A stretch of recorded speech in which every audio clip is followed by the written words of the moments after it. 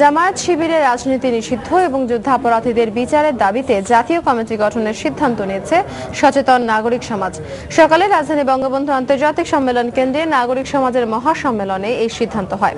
মহাসম্মেলনে বুদ্ধিজীবী, গবেষক, শিক্ষক, সাংস্কৃতিক ব্যক্তিত্ব সহ দেশের বিশিষ্টজনরা গণজাগরণ মঞ্চের সঙ্গে একাত্মতা প্রকাশ করেন। সম্মেলনে বক্তারা সন্ত্রাসী দল অভিহিত করে জামায়াত শিবিরের রাজনীতি নিষিদ্ধের পক্ষে যুক্তি উপস্থাপন করেন এবং দেশের প্রচলিত আইন অনুযায়ী এটি নিষিদ্ধের দাবি জানিয়েছেন।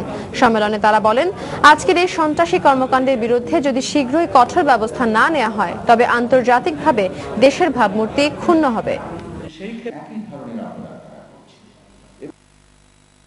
সন্ত্রাসী কর্মকাণ্ড শুধু যে আমাদের আইনে নিষিদ্ধ করা হয়েছে তা না, এটা আন্তর্জাতিকভাবেও নিষিদ্ধ ঘোষণা করা হয়েছে এবং এই সন্ত্রাসী কর্মকাণ্ডের বিরুদ্ধে যদি কঠোর ব্যবস্থা না নেওয়া যায় তাহলে আন্তর্জাতিকভাবে দেশের ভাবমূর্তি ক্ষুণ্ণ হবে এবং দেশের ভিতরেও মানুষের মধ্যে আতঙ্ক ছড়িয়ে পড়বে। কাজেই এখানে সরকারের অবিলম্বে ব্যবস্থা গ্রহণ